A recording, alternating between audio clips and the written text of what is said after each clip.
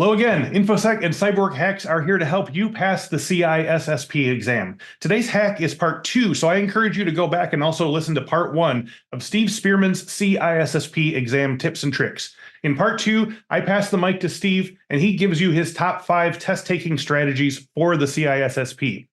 What is the Sesame Street rule? How does CISSP feel about absolutes? Keep it here, and you'll find out all that and more on today's part 2 of this week's CyberWork hack.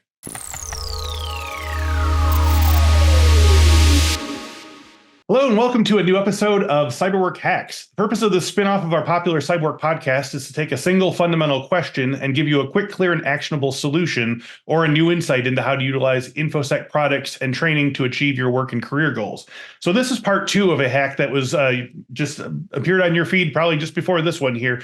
I've been talking with Steve Spearman about his tips and tricks for taking the CISSP exam. If you haven't listened to part 1 yet, please do so. We talk about why the CISSP is such a challenging exam to take. What are some of the most common mistakes that people make, either leading up to the exam or on the day? Things to do if you pass, things to do if you fail. But Steve let me know at the end of that he has lots more advice for you on taking the CISSP and more tips and tricks in the moment. So I'm just going to kind of give this over to Steve Spearman and say, Steve, could you give us some more of your tips and tricks for taking the CISSP? Love to, absolutely. So in part 1, we covered 2 of the tips, which are take your time, most important. Second is get in the habit of eliminating wrong answers as you're taking the exam. Mm-hmm. The other thing, too, is look for absolutes. This exam does not like absolutes unless it's asking for a negative. So let me give you an example. Please. Let's say you have a question. It says, Sally is the new CISO for ABC Corporation. In her role, what should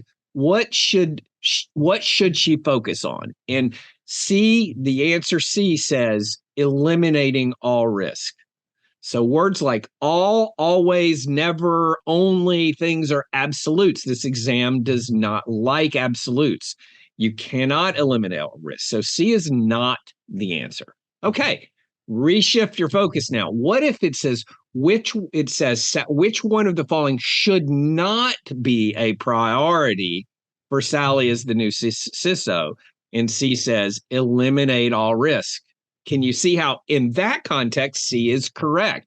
It is not something that she should focus on. It's not possible for her to eliminate all risk. So look for absolutes. This exam does not like absolutes. Look for only, must, always, never. You know, you've heard the whole marriage. You always, you never, the marriage counseling thing. Yep. You always, you never. It's like this exam doesn't like those things either. Marriage counselors don't like it. The ISC2 doesn't like it. Okay.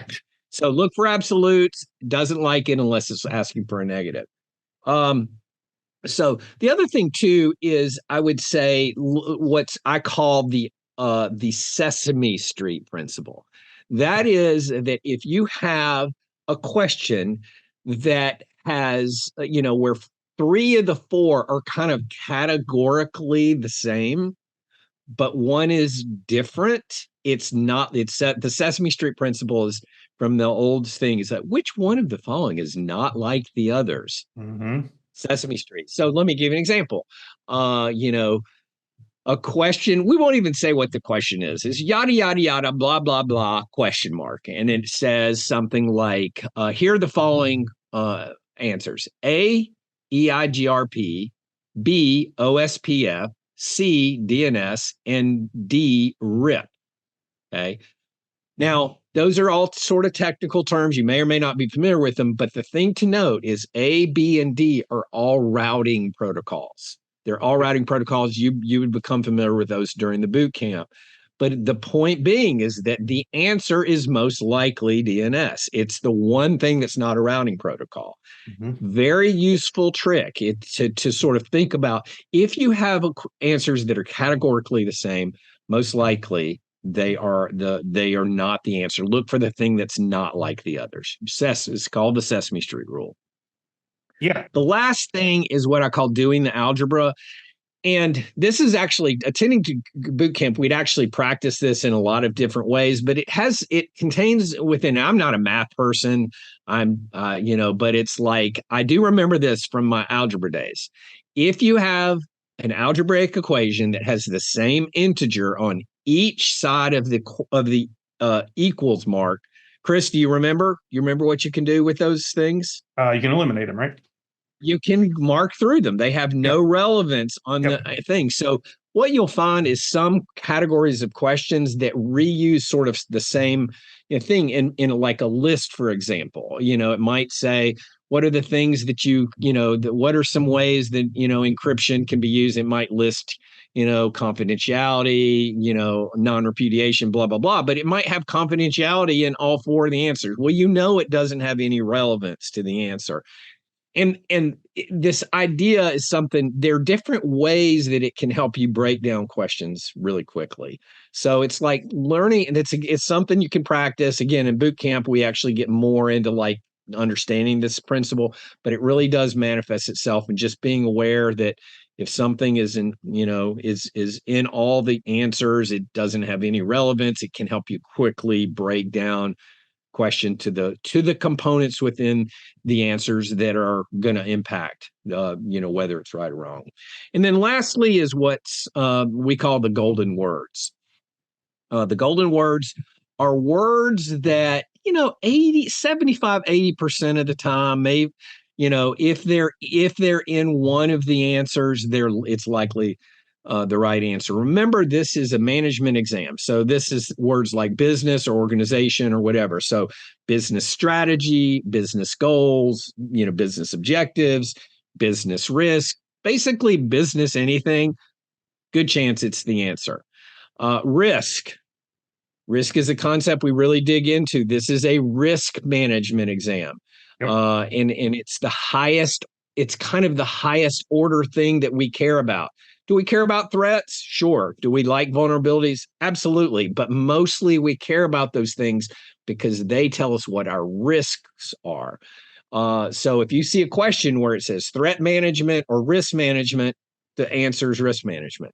Mm-hmm. We care about threats, but mostly because they inform us about what our risks are.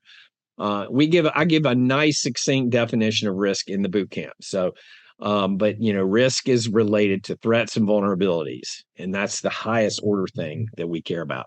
Change management is often the answer. And I think it's even more so than the others that we talk about. It's like if it's the only answer in a question, there's a really like 90% chance that it's the answer. So can you break down the idea of change management a little bit?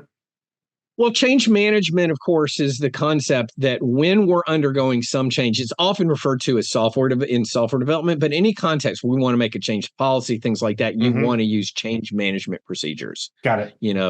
It's often these are initiated in a ticketing system with a change request ticket, et cetera, and then you just manage it, document the changes, all that sort of stuff. Don't just run it willy-nilly. Yeah. Yes. Right. Classification and categorization, slightly different concepts, but very similar concepts. I won't get into it now, but you classify documents. Is it secret? Is it top secret? And then you associate a baseline with that. Like, what is the protections you want for that? So documentation is also a golden word. It's used in when we're talking about software development as well as compliance. We have to document our compliance. Accountability tied to responsibility. By the way, in this exam, if it says senior management is accountable or senior management support, it is so likely going to be the answer. It's like you have to have senior management support. Yep. And then lastly, impact, which I would also add likelihood and impact are combined together as concepts to determine the level of risk. So if something is very likely to happen, and if it happens, it's really bad, like ransomware, 85 to 90% of healthcare organizations is an example of experienced a ransomware attack. Likely to happen. If it happens and it's successful, it's a bad day. So it's like we use impact and likelihood to rank.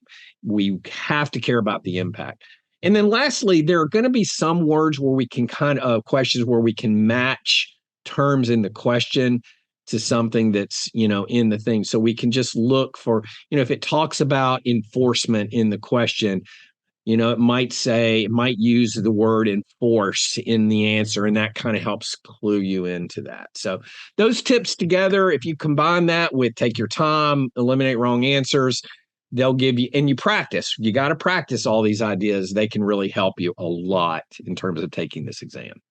Fantastic. I think that's going to really, I think this is going to be, people are going to be rewinding and taking notes on this one. I think this is going to really help people with the exam, and just to editorialize a little bit, I think it's worth remembering that, like you said, as much as I think as cybersecurity people, we like being involved with dealing with vulnerabilities, dealing with breaches and so forth. But the CISSP is ultimately for people who are going to be the decision makers of the company. So of course you're going to talk about risk. Of course you're going to talk about management buy-in. So you have to be sort of also thinking like the manager that you are hoping to be, or the CISO that you're hoping to be ultimately, because this is I would imagine that some of the technical stuff is almost kind of sort of like a shiny bauble that you have to kind of you have to be careful of things. It's very tempting to say if the scenario, let's say they spells out a scenario, and let's say one of the answers is MFA, and let's say it's correct, it could actually be a true solution, but one of the answers deal with some management or governance concerns like policy. Yep. That's almost definitely the answer. It's not that we don't care about technical solutions, but this is a management exam. So we have to think about it at that level. And so you have to think, you don't ask yourself, what would you do at your work or your job you have to think like a manager, understand, how can we manage, these risks. You're not just taking the exam, you're growing into your next position. Ultimately, you're thinking in terms of the person above you. That's exciting. All right. Well, I'm going to leave it at that. So Steve Spearman, thank you so much for talking us further through the CISSP. This was absolutely invaluable. I really appreciate it. No problem. It's my pleasure. And thank you all for watching this episode. Again, check out part 1 as well. You're going to get a very good overview of the CISSP, and it's going to take a lot of fear out for you. If you enjoyed this video and felt that it helped you, please share it with your colleagues on your forums of choice, social media accounts, whatever you want to do, and definitely subscribe to our feed on your podcast catcher of choice or our YouTube page. You can type in CyberWork Infosec into any of them, and it'll get you there lickety-split. There's plenty more to come, and if you have any topics you want us to cover, just drop them in the comments below. But I'll leave it at that for now. Until next time, happy learning. Thanks again. Hey, if you're worried about choosing the right cybersecurity career, click here to see the 12 most in-demand cybersecurity roles.